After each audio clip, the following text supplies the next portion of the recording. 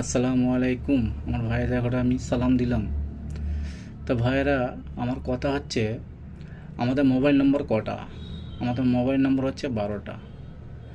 আর আমাদের আল্লাহর পাকের নম্বর হচ্ছে, মোবাইল নম্বর হচ্ছে কটা? 48টা। তা ভাইয়েরা, সেটা কি কি?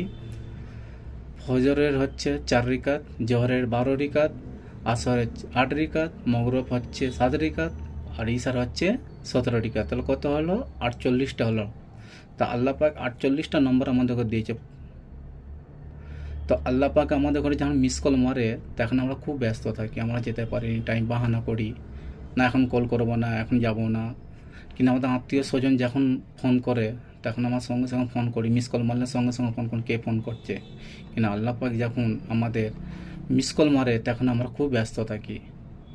আল্লাহ পাক কাছে এইটাই দোয়া করব মুসলমান ভাইদের জন্যে, আল্লাহ পাক যখন মিস কল